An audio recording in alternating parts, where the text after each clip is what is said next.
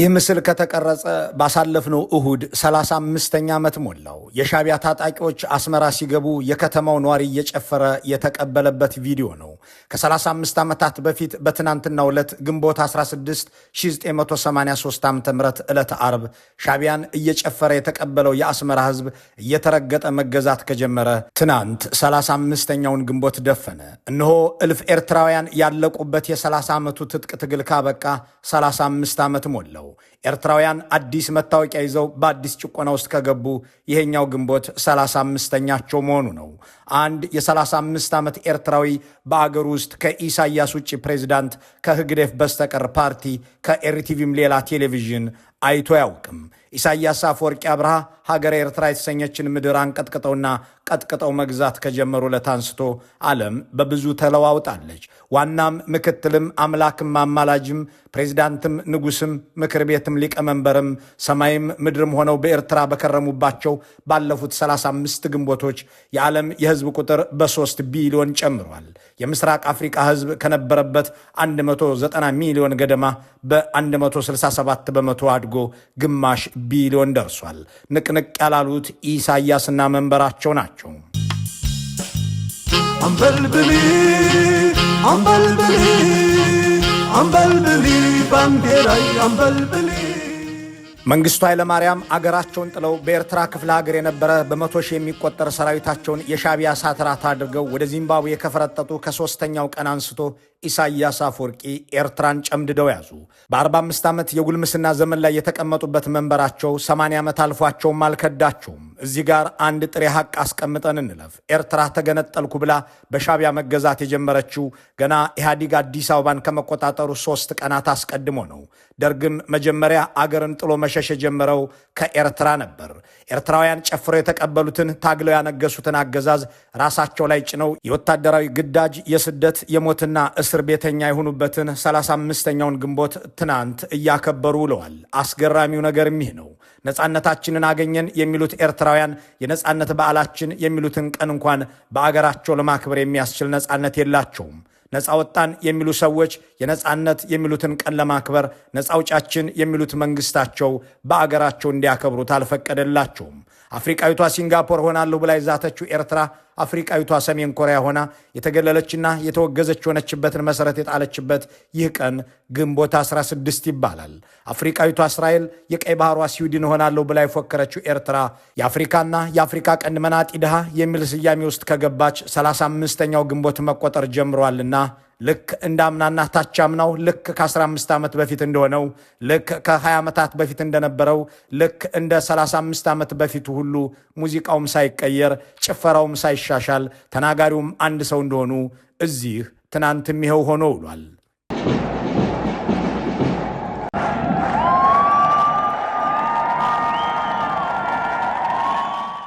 ኤርትራ የተባለች ሀገር ከሁሉም ጎረቤቶቿ ጋር ደም የተቃባችው ከዛሬ በፊት በነበሩት 35 ግንቦቶች ውስጥ ነው።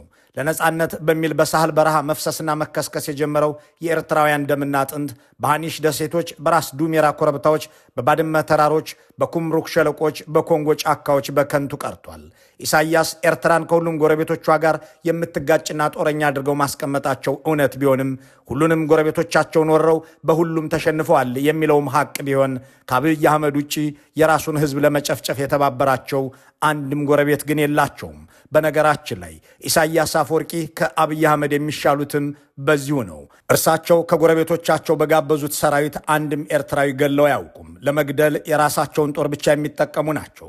በየመንም በሱዳንም በጅቡቲም በኢትዮጵያም ሲዋጉ ግን ሴት ደፋሪ ብርጌድ ይዘው ዕቃ ዘራፊ ክፍለ ጦር አሰማርተው የአገራቸውን ሕዝብ እንዲወጉ በማድረግ ረገድ የተባበሯቸው ብቸኛ መሪ የብልጽግናዎች አለቃ አብይ አህመድ አሊ ናቸው።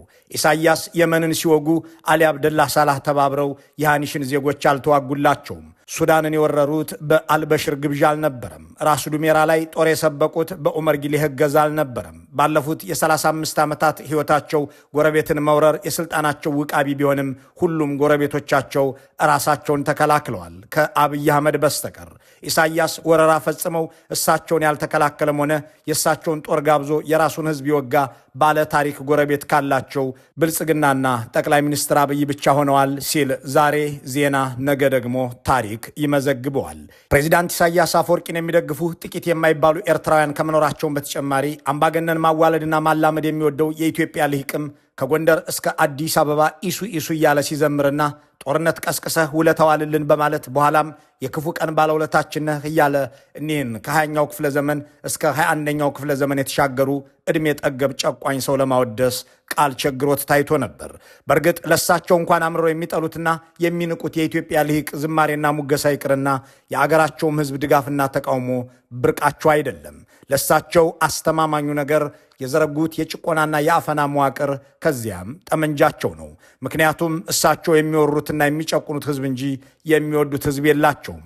ትናንት ሲደነስበት የዋለው ቀንም የኤርትራ የነጻነት ቀን ሳይሆን የኢሳያስ አፈወርቂ ቀን ቢባል ይሻለዋል የሚያስብለው ይኸው ነው።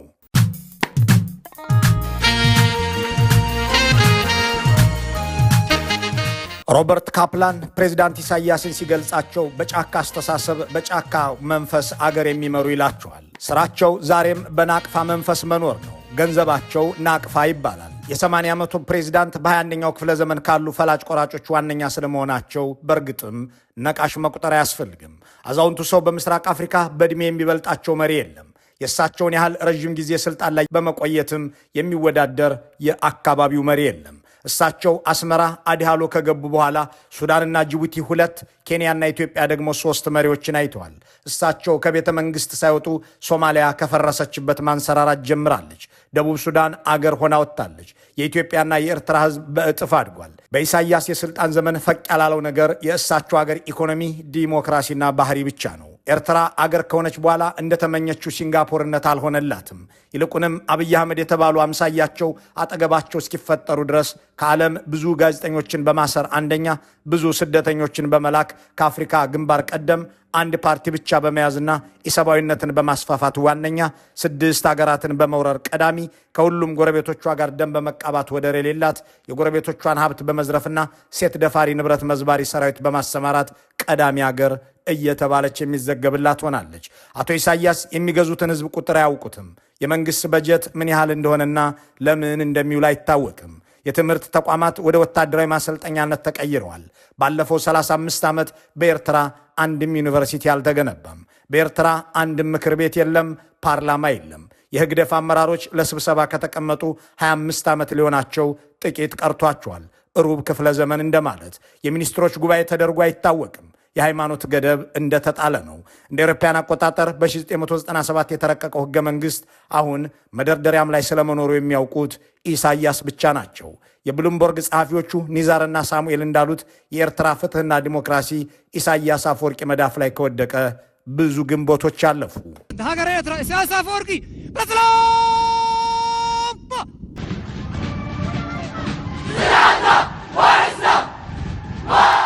ታዋቂው የሊበራል ዲሞክራሲ ፕሮፌሰር ፍራንሲስኮ ፉኩያማ ከ8 ዓመታት በፊት ባሳተሙት መጽሐፍ እንዳስነበቡት እንደ አውሮፓውያን አቆጣጠር ከ1993 ወዲህ 110 የዓለም ሀገራት ቢያንስ ለአመል ያህል የምርጫ ፖለቲካን ማካሄድ ጀምረዋል። ሀገራቱ ዲሞክራሲ ለድርድር የማይቀርብ የፖለቲካ ህግ መሆኑን ቢያንስ ላፋቸው ያህል ተቀብለዋል። ይህ ጊዜ ኤርትራ ከኢትዮጵያ ተገንጥላ አገር ነች ከተባለችበት ወዲህ ያለው ዘመን መሆኑ ነው። ይሁን እንጂ እሷ አገር ከሆነች በኋላ 110 ሀገራት ዲሞክራሲን ሲቀበሉ፣ በኤርትራ ግን ዲሞክራሲ የሚለው ቃል የሚገኘው ህዝባዊ ግንባር ለዲሞክራሲና ለፍትህ ከሚለው የሻቢያ ስም ላይ ብቻ ነው። ከዚያ ይልቅ ኢሳያስና ሻቢያዎች ዲሞክራሲ ማለት አሜሪካ ዓለም ላይ የጫነችው ክፉ መንፈስ ነው ብለው የሚያስቡት ነገር ነው። በሚያዝያ 1985 ዓ.ም ሀዳስ ኤርትራ ከተባለ ጋዜጣ ሌሎች የፖለቲካ ፓርቲዎች እንዲመሰረቱ ትፈቅዳላችሁ ወይ የሚል ጥያቄ የቀረበላቸው አቶ ኢሳያስ በ1979 የተካሄደው የድርጅታችን ጉባኤ መድበለ ፓርቲን እንድንፈቅድ ወስኗል። አሁንም ሐሳባችን አልተቀየረም። ህዝቡ የራሱን የፖለቲካ ፓርቲዎች እንዲመሰርት እየተባበርኑ ነው ብለው ነበር። የሆነው ግን ተቃራኒው ነው። በኤርትራ ምድር የዲሞክራሲ ናፍቆትና አፈና ከጣሊያን ጊዜም የባሰ ሆነ። አቶ ኢሳያስም ምርጫ የምታደርጉት መቼ ነው ሲባሉ ምርጫ ምንድነው እያሉ ጥያቄን በጥያቄ እየመለሱ ስልጣንን 2 ጠጉር አወጡበት። አፍሯቸው እስኪመለጥም ከረሙ።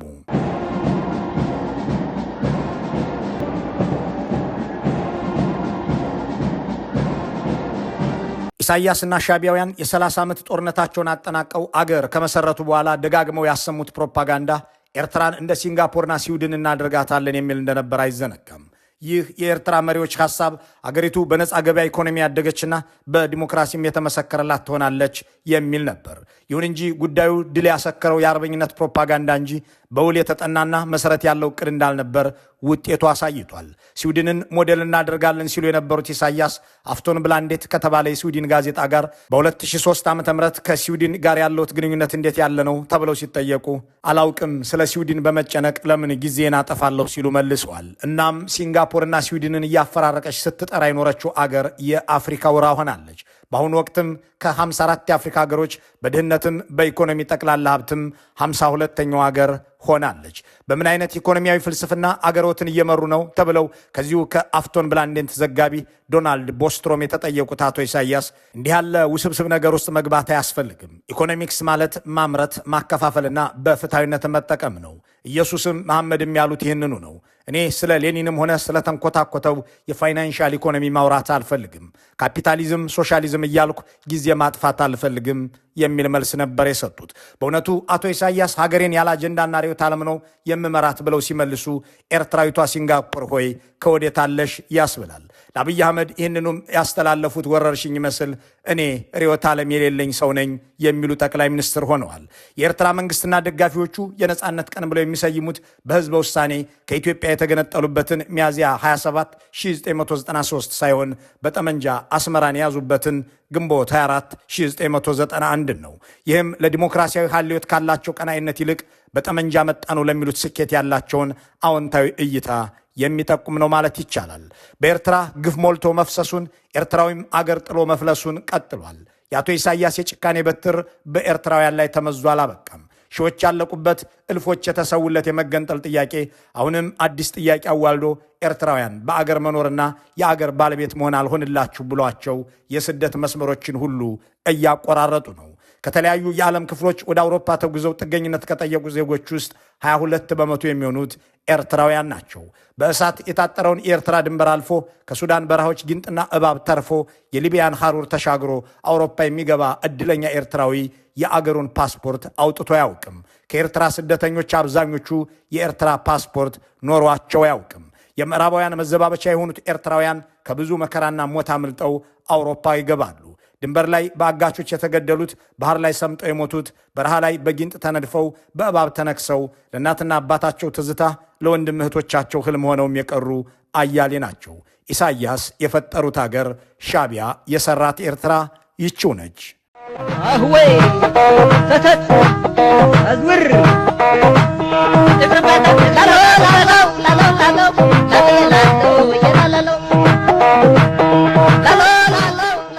የነጻነት ቀን የሚከበርባት ኤርትራ ነጻነት የላትም። በኢትዮጵያ ቅኝ ተገዝተናል የሚሉ ተገንጣዮች የመሩት ትጥቅ ትግል አገር ቢመሰርትም ለዜጎች የሚሆን አገር ሳይገነባ አንድ ትውልድ ተሻግሯል።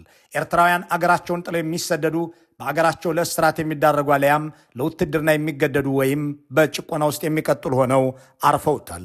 የሻዕቢያ መንግስት ኤርትራውያንን ከአገር ቤት ካሳደደ በኋላ በሄዱበትም አገር እንዳይኖሩ 2% የሚባል ግብር ጥሎ ከሚኖሩበት አገር ይቀበላቸዋል። ከምዕራብ ዓለም መንግስታት ጋር ተጣልቶ በአገር ቤት ያለውን ዘመድ አዝማዳቸውን ለማዕቀብ ዳርጎባቸዋል። አሳዶም መሰደጃ ያሳጣቸው መንግስታቸው ሁሉንም ጎረቤቶች በወረራ አጥቅቶ ጎረቤትም አሳጥቷቸዋል። ከጎረቤቶቹም አልፎ እስከ ኮንጎ ድረስ በመዝመት በሩቅ አገር ጦርነት ላይ ከአንድ ወገን ወግኖ ተዋግቷል። ሶማሊያ ገብቶ አልሸባብን ሲያስታጥቅ ተገኝቶ ለተደጋጋሚ ዓለም አቀፋዊ ውግዘትና ቅጣት ተዳርጓል። በጎረቤት ሀገራት የእርስ በርስ ጦርነት ሲከሰት ኤርትራውያንን አስገብቶ መማገድ የሚታወቅበት አመሉ ነው። የብልጽግናውን መንግስት አግዞ 1 ሚሊዮን ኢትዮጵያውያንን ያጨፋጨፈበት የ2 ዓመቱ የትግራይ ጦርነት ከዚህ ውስጥ የሚጠቀስ ነው። በአሁኑ ወቅት በሱዳን በሚካሄደው ጦርነት 2 ብርጌድ ሰራዊት አስገብቶ የአልቡርሃንን ኃይሎች ደግፎ እየተዋጋ ነው። በየመን መጀመሪያ ኢራንን ደግፎ የሐውቲ ታጣቂዎችን ሰንዓን እንዲቆጣጠሩ ያደረገውን ዘመቻ አግዞ ነው። እንደገና ደግሞ የተባበሩት አረብ ኤምሬቶችና ሳዑዲ አረቢያ የተሻለ ሽቀላ ሲቀርብለት 400 እግረኛ ሰራዊት መድቦ ሁቲዎችን ከሰንዓ ለማስወጣትና ኢራንን ለመዋጋት ተሰማራ። እንዲህ ያለ ጉርብትና ያለው የሻዕቢያ አገዛዝ ሰላምና ዲፕሎማሲ በሚባሉ ዓለም አቀፍ የግንኙነት መሳሪያዎችና የዘመናዊ ፖለቲካ ግንኙነቶች እንደሚያምን ያሳየበት ጊዜ እምብዛም ነው። በወረራ በሄደባቸው ሀገራት በሙሉ ከተዋጊ ሰራዊት ጎን ለጎን ሴት ደፋሪ ብርጌዶችንና ዘራፊ ክፍለ ጦሮችን በማሰማራትም ይታወቃል። በየመን ወረራ ወቅት የሴቶችን ሂጃብ ሳይቀር አስወልቀው እንደዘረፉ የተጻፈላቸው የሻቢያ ወታደሮች በትግራይ ጦርነት ወቅት ደግሞ ከሹካ እስከ ፋብሪካ ከተሰጣ ልብስ እስከ ትላልቅ አውቶቡስ መዝረፋቸውን ህዝቡ ደጋግሞ ሲናገረው እንደነበር ተጽፏል። የሻቢያ መንግስት ጉርብትና በቀጥታ ወረራ ወይም በርስ በርስ ጦርነት ውስጥ ከአንድ ወገን ወግኖ ከመዋጋት በዘለለ የውክልና ጦርነት በመጠቀምም ይታወቃል።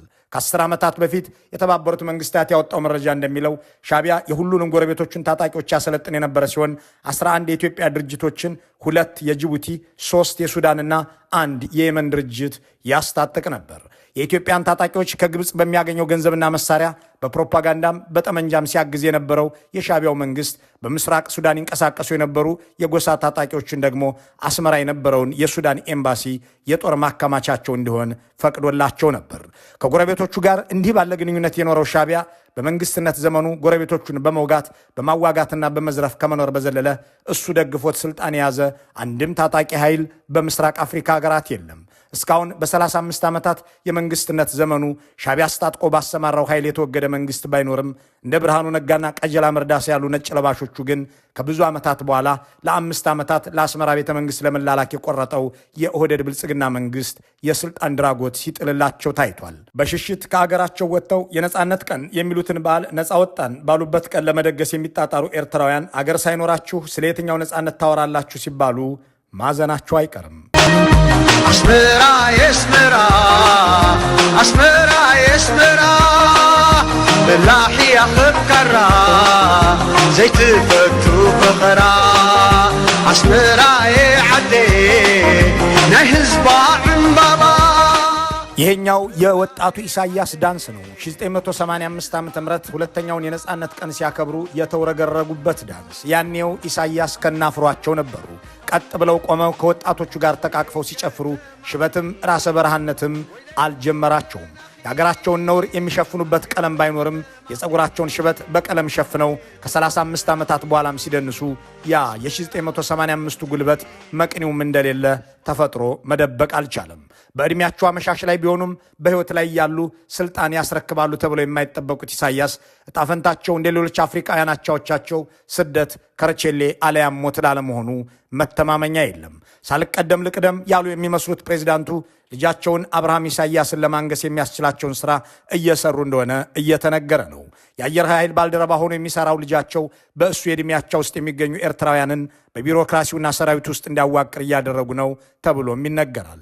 በኢኳቶሪያል ጊኒ እንደተደረገው በቻድም እንደሆነው ሁሉ በኤርትራም የወዲ አፎም ስርወ መንግስት እየተመሰረተ መሆኑን የሚጠቁሙ ፍንጮችም እየወጡ ናቸው። ይህ ስርወ መንግስት ስር ሳይሰድ እንዲቀጭ የሚያደርግ ደፋር በኤርትራ ምድር አለ ወይ የሚለው መሰረታዊ ጥያቄ ነው። በእርግጥም የቤናሊን ጡንቻ ያዛለ፣ የሙባረክን መንግስት የጣለ፣ የጋዳፊን ሞገስ ያደቀቀ አብዮት በኤርትራ ሊከሰት የሚችለው በየትኛው ወገን ነው የሚለው ቀልብ ሳቢ ጥያቄ ነው። የኤርትራው መንግስት በአሁኑ ወቅት አንድም የረባ ጎረቤት የለውም። ፕሬዚዳንት ኢሳያስ እኔ የምልህን እየሰማህ ምራ ብለው ከአብይ አህመድ ጋር ለጦርነት ግንባር ፈጥረው የነበረ ቢሆንም ወንጀል መፈጸማቸው ከተረጋገጠ በኋላ ተቃቅረዋል። ከጅቡቲ ጋር የተፈታ ችግር የላቸውም። በአገር ውስጥ ለዜጎቹ የጎኑ ጋት፣ በውጭ ለጎረቤቶቹ ራስ ምታት የሆነው የሻቢያ መንግስት ኤርትራን ገንጥሎ መግዛት የጀመረበት 35ኛው ዓመት እንዲህ ካሉ እውነቶች ጋር ታስቦ የሚቀጥል ነው። መልካሙን ሁሉ በመመኘት በዚሁ እንሰናበታለን።